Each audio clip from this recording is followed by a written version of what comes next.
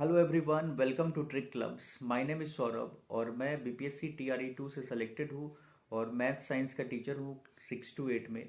तो आज का इस वीडियो उन लोगों के लिए है जिनका भी सिलेक्शन बीपीएससी टीआरई 3 में हुआ है। और इस वीडियो में हम कंप्लीट डिटेल्स जानेंगे, आपका डॉक्यूमेंट वेरिफिकेशन से लेके स्कूल ज्वाइनिंग तक का। तो इस सब डिटेल्स बात करेंगे और कुछ इंपॉर्टेंट बात भी आपको बताऊंगा कि आपको क्या करना है क्या नहीं करना है। जो डॉक्यूमेंट कुछ बेनिफिट जरूर आपको मिलेगा इस वीडियो से। तो चलिए, सबसे पहले आपको बताता हूँ कि लिस्ट तो सब लोग देख लिया होगा कि कहाँ आपका मतलब पीडीएफ में देख लिए होंगे कि आपका सिलेक्शन हुआ है नहीं हुआ है। इसके अलावा अगला जो होगा, आपका डिस्ट्रिक्ट अलॉट किया जाएगा। जो आपका प्रेफरेंस दिए थे तो उसके अकॉर्डिंग वो लोग डिस्ट्रिक्ट अलॉट करेंगे। अब डिस्ट्रिक्ट कैसे अलॉट होता है, तो पहला चीज़ ये है कि मार्क्स के बेसिस पे भी डिस्ट्रिक्ट अलॉट किया जाता है। अगर आपका मार्क्स अच्छा होगा तो मोस्टली चांस है कि आपको फर्स्ट प्रेफरेंस ही अलॉट कर दिया गया। जैसे मेरे केस में क्या था कि मेरा फर्स्ट प्रेफरेंस मुजफ्फरपुर था, सेकंड वैशाली, थर्ड पटना दिए थे। तो मेरा फर्स्ट चॉइस ही मिल गया था और मुजफ्फरपुर अलॉट किया गया था। तो वो डिपेंड करता है कि यार सीट पे भी डिपेंड करता है। अगर सपोज मुजफ्फरपुर में अगर सीट ज़्यादा है और तो उस पर भी डिपेंड करेगा। और दूसरा चीज़ मार्क्स के बेसिस पे डिपेंड करता है। दो मेन फैक्टर है आपका डिस्ट्रिक्ट। जैसे ही डिस्ट्रिक्ट अलॉट हो जाता है तो उसके बाद से आपका एक सेंटर बता देते हैं कि आपको पता चल जाएगा कि कहाँ आपका डॉक्यूमेंट वेरिफिकेशन होगा। जैसे मुजफ्फरपुर में मेनली मेरा जैसे हुआ था वो जिला स्कूल में हुआ था। तो वहाँ पे ऐसे काउंटर बना रहता है, तो वहाँ पे डॉक्यूमेंट वेरिफिकेशन होगा। अब डॉक्यूमेंट वेरिफिकेशन में क्या क्या डॉक्यूमेंट्स लेके जाना है, तो ध्यान दीजिए। सबसे पहले आपका कुछ दिन पहले, मतलब मान के चलिए 2 4 5 दिन में या एक सप्ताह के अंदर में इस तरह से वाटर मार्क लगा हुआ डॉक्यूमेंट्स आ जाएगा। वाटर मार्क देख लीजिए, जैसे कि वाटर मार्क लगा हुआ है ना, तो वैसे ही आपका जो भी आप डॉक्यूमेंट्स अपलोड किए होंगे, जैसे कि 10th का मार्कशीट, 12th का मार्कशीट या पासिंग सर्टिफिकेट, जो भी आप उसमें अपलोड किए होंगे। फिर ग्रेजुएशन का जो भी होगा, बीएससी एमएससी जो भी आप किए होंगे, तो उसका मार्कशीट। फिर बीएड का मार्कशीट और सीटेट का। तो सीटेट का जिस तरह से आप जैसे डिजी लॉकर वगैरह से भी आप निकाल सकते हैं, सीटेट वगैरह का भी इस तरह से डाउनलोड कर लीजिएगा। डिजी लॉकर एक एप्लीकेशन है, वहाँ से भी आपको मिल जाएगा, उस पर सब डॉक्यूमेंट्स आपको मिल जाएगा। तो वहाँ से भी इस तरह से सीटेट का। और जो बिहार के हैं तो वो लोग इस तरह से आप अपना बनवाए रहते हैं, जैसे कि निवास प्रमाण पत्र हो गया। तो उन सब का, क्योंकि अदर स्टेट वाले तो जनरल में काउंट होंगे, तो बिहार के तो निवास प्रमाण पत्र और आपका आधार कार्ड। इसके अलावा जो कोई कास्ट सर्टिफिकेट, जैसे कि कोई आरक्षण लेना चाह रहे हैं बिहार में, जैसे एससी एसटी ओबीसी जो भी हो, तो वो कास्ट सर्टिफिकेट वगैरह। और इसके अलावा आपको एक चीज़ और है, जैसे कि बैंक का पासबुक या और कैंसिल, दोनों में से कुछ भी है। कैंसिल चेक इस तरह से आप क्रॉस करके कैंसिल उस पर लिख दीजिएगा। और बैंक का पासबुक मोस्टली, अगर आपके पास स्टेट बैंक में अकाउंट नहीं है तो खुलवा लीजिए, कोई दिक्कत नहीं है, आप खुलवा लीजिए। और हालांकि ऐसा कोई मैंडेटरी नहीं है, लेकिन बाद में आपको खुलवाना ही पड़ता है। और खुलवा लीजिएगा तो अच्छा रहेगा, अभी टाइम है।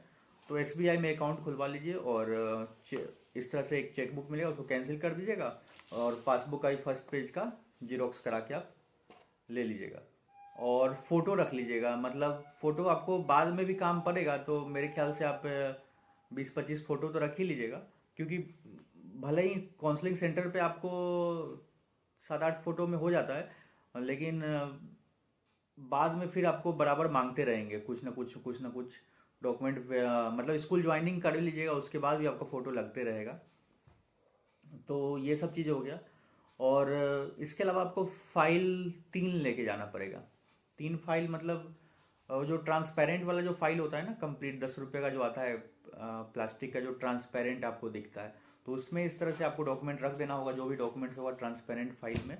और एक परमानेंट मार्कर ले लीजिएगा, ट्रांसपेरेंट फाइल के ऊपर आपको अपना जो भी नेम है, इसके अलावा बीपीएससी टीआरई 3 और बीपीएससी का जो रोल नंबर है, किस क्लास में और किस सब्जेक्ट के लिए सिलेक्शन हुआ है, तो ये सब तीनों फाइल पे आपको लिख देना है।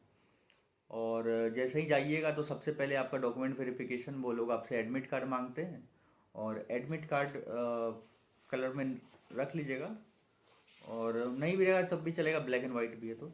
और उसमें ये होगा कि आपका क्यूआर कोड को वो लोग स्कैन करेंगे, क्यूआर कोड स्कैन करके, और वो लोग आपके जो भी चीज़ रहेगा वो सब तो उनके सिस्टम में रहता ही है।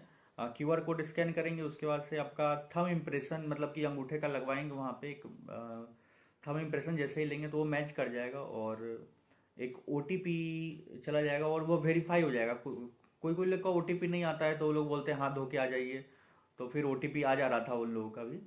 तो यही है, और जनरली हो ही जाता है इजीली, कोई दिक्कत नहीं होता है। अगर आप जेन्यून कैंडिडेट हो कोई दिक्कत नहीं होगा कहीं भी।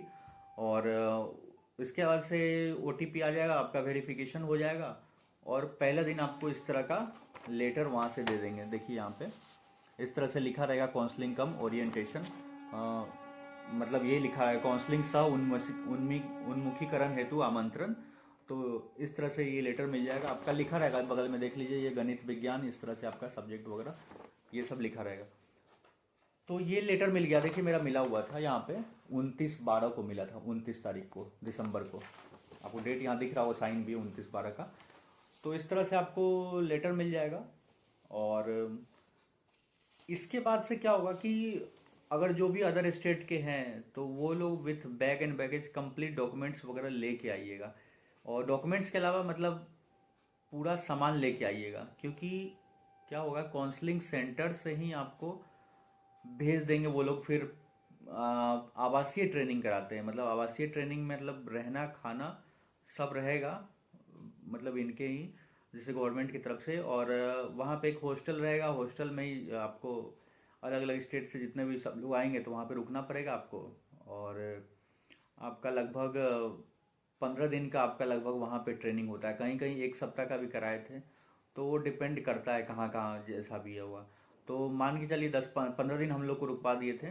तो वहाँ पे आपको रहना खाना रहेगा, ट्रेनिंग रहेगा, और ट्रेनिंग में वही सब बताएंगे जो बेसिक चीज़ें हैं, क्या है नहीं है, जो सब चीज़ आप लोग पढ़ चुके हुए होंगे, जो बीएड वगैरह में भी पढ़ते रहते हो, एनईपी क्या है, ये सब चीज़ें ट्रेनिंग वगैरह में बेसिक चीज़ें बताएंगे। और फॉर्मेलिटी रहता है आपका, वो सब आसानी से हो जाता है, कुछ दिक्कत नहीं है ट्रेनिंग वगैरह में।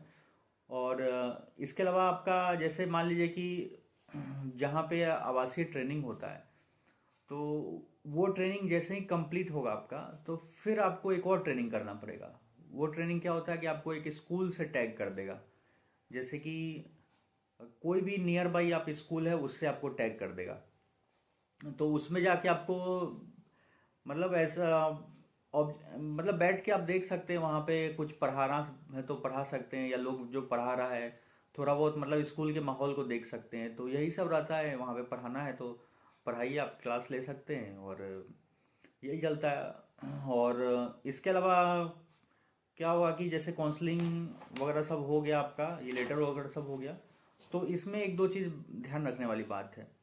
जैसे कि वो लोग आपको पहले दिन जिस दिन काउंसलिंग कराइएगा, तो उनको बोलिए कि आपके नज़दीक वाला जो होगा वही अलॉट करवाइएगा। जैसे कि मेरे नज़दीक जो था, मेरे घर से मान के चलिए कि 8 किलोमीटर पे था एक सेंटर, तो वो पास था, और बाकी जो 1-2-3 किलोमीटर पे था वो पूरा फुल हो गया था। पहले ही काउंसलिंग में 1-2 दिन पहले से चल रहा था तो वो सब फुल हो गया था। तो बाद में जितने लोग आ रहे थे सबको दूर दूर भेज रहे थे। तो आप उनको अगर रिक्वेस्ट कीजिएगा, बोलिएगा कि मेरे घर के जो नियर बाई है, या जो बाहर के स्टूडेंट्स आ रहे हैं यूपी के और दूसरे स्टेट्स के, तो वो लोग बोलिएगा कि मेन शहर में जो है उसके स्टेशन स्टेशन के आसपास, तो वहाँ इजी रहेगा, उनको रिक्वेस्ट करिएगा वो अलॉट कर देते हैं, बोल दीजिएगा बस यहाँ पे। तो यही है, आपके नियर बाई मिल जाएगा तो अच्छा रहेगा, आपको आने जाने में भी इजी रहेगा। क्योंकि सेंटर तो बहुत दूर दूर है, जैसे मुजफ्फरपुर से सेंटर यहाँ 35 किलोमीटर तक भी है, मोतीपुर और भी एरिया तक है दूर दूर। लेकिन जो नियर बाई था तो मेरे 7-8 किलोमीटर दूर पे मिल गया था वहाँ पे सेंटर। तो वो चीज़ें हो गया। दूसरा आपका स्कूल जो टैग होता है, तो वहाँ भी आप अगर बोल दीजिएगा ना कि सर मेरे घर से ये वाला स्कूल नज़दीक है, इसी में मेरा टैग कर दीजिए, थोड़ा रिक्वेस्ट कीजिएगा, तो उसमें भी हो जाता है काम। जैसे मेरे घर से 2 किलोमीटर दूर पे ही एक स्कूल था, तो उसमें बोल देने पे वो लोग वही स्कूल में टैग कर दिए थे, रिक्वेस्ट कर दिया कि सर मेरा घर बगल में है, वहीं पे अलॉट कर दीजिए। तो जो मतलब 2 किलोमीटर नज़दीक वाला जो स्कूल आप जो लेना चाहते हो, जो टेम्प्रोरी पढ़ाने के लिए, तो उसमें आपको टैग कर दिया जाएगा। तो ये सब तो चल जाता है कि आप रिक्वेस्ट करिएगा तो यहाँ तक तो काम बन जाता है। इसके बाद जो फाइनल स्कूल जो अलॉट होता है, तो उसमें आपका, अच्छा, आपका जो ट्रेनिंग के दौरान, जैसे कि हम लोग का क्या हुआ था कि पटना गांधी मैदान में, तो वहाँ पे नीतीश कुमार और ये सब लोग आए हुए थे, तो वहाँ पे एक ये लेटर मतलब औपबंधिक नियुक्ति पत्र इस तरह से, तो वहाँ पे दिया जाता है। और बहुत लोगों का क्या था कि मतलब सबको तो वहाँ बुला के नहीं दे पाते हैं, लेकिन कुछ लिमिटेड लोग को मिलता है। बाकी आपके जो हॉस्टल रहेगा जनरली या बस, उसमें भी बांट देंगे सब लोग। तो इस तरह से प्रोविजनल अपॉइंटमेंट लेटर मिल जाता है। और ये सब हो जाएगा आपका। इसके बाद से फाइनल आपका जो होगा वो इस तरह से प्रोविजनल, फिर आपको एक फाइनल लेटर मिलेगा, और ये होगा योगदान पत्र। इस तरह से देख लीजिए, योगदान पत्र होगा। तो ये फाइनल आपका ये मिल जाएगा, योगदान पत्र। और एक और लेटर वो लोग देते हैं, विद्यालय पदस्थापन पत्र।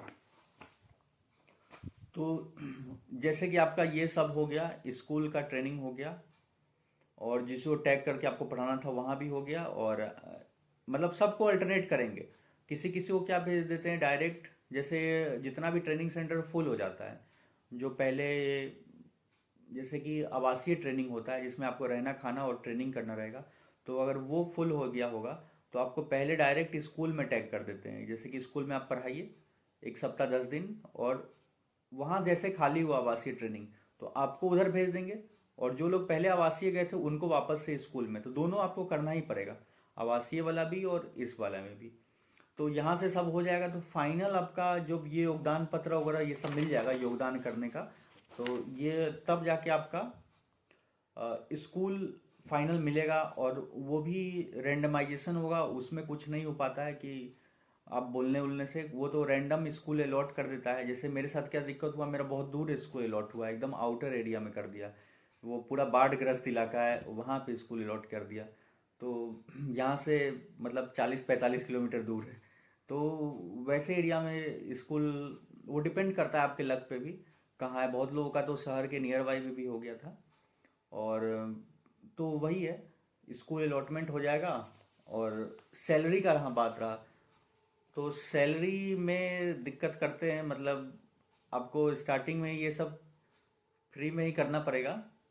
जो शुरू का जो आपका ये समझिए 1 महीना तो ऐसे ही फ्री में ही चला जाता है। हम लोग का तो 1 महीने से ज़्यादा, ये देख लीजिए, आपको डेट भी दिख रहा होगा, 21 फरवरी से हम लोग का योगदान हुआ है, 21 फरवरी से। तो मतलब फाइनल स्कूल जो, भले ही मेरा काउंसलिंग हो गया था 29 दिसंबर को, लेकिन इतना लेट हो गया वहाँ पे पिछली बार कि 29 दिसंबर को काउंसलिंग करा के, और मेरा जो फाइनल स्कूल अलॉटमेंट में इन लोग 21 फरवरी हो गया। मतलब समझिए कि 1.5 से 2 महीने फ्री में, मतलब कि इसी तरह से टाइम वो लोग काट दिए। तो अब मेन जो आपको सैलरी काउंट होगा, जब आप मेन स्कूल जब ज्वाइन कीजिएगा तब से ही आपको सैलरी मिलना शुरू होता है। तो उसका कोई सैलरी नहीं मिलेगा जितने दिन आपका ये सब चलेगा, आवासीय ट्रेनिंग चलेगा, चाहे स्कूल में आपका टैग करेगा तो उसका कोई सैलरी नहीं मिलता है। तो यही सब है मेन। और आपका स्कूल ज्वाइनिंग हो जाएगा, स्कूल में भी आपको इस तरह से डॉक्यूमेंट्स वगैरह सब लेके बोलेंगे, 2-3 फाइल बना के लेते जाइए। तो यही सब है। बाकी आप फोटो कॉपी वगैरह घर से, मतलब बता ही दिया कि आप 3 फाइल तो उधर ही मांगते हैं, 2 या 3 मांगते हैं वहाँ पे काउंसलिंग के। और डॉक्यूमेंट्स एक्स्ट्रा करा लीजिएगा 5-7, मतलब हर डॉक्यूमेंट्स का ब्लैक एंड वाइट में, क्योंकि यहाँ फोटो कॉपी कराने में भी बहुत मार पड़ता है। 1-1 घंटा आपको एक आधार कार्ड को फोटो कॉपी में लग जाएगा, क्योंकि काउंसलिंग सेंटर में 10-10 हज़ार बच्चे आते हैं, 5-5 हज़ार बच्चे आते हैं, और एक फोटो कॉपी का दुकान है, तो वहाँ बहुत ज़्यादा भीड़ हो जाता है। तो आप जहाँ से भी आ रहे हैं, यूपी से, दिल्ली से, हरियाणा से, कहीं से भी आ रहे हैं, बंगाल से, तो फोटो कॉपी वगैरह सब करा के पूरा और लेते आइएगा। ये नहीं कि यहाँ के चक्कर में रहिएगा, फोटो वगैरह सब करा लीजिएगा। और बाकी का जैसा प्रोसेस होगा, तो अगर कोई डाउट होगा तो आप कमेंट्स में पूछ सकते हैं। तो यही प्रोसेस रहता है, कोई दिक्कत नहीं रहेगा, आपका इजीली हो जाएगा सब चीज़। और आगे का प्रोसेस जो होगा वो सब मैं आपको बताते रहूँगा।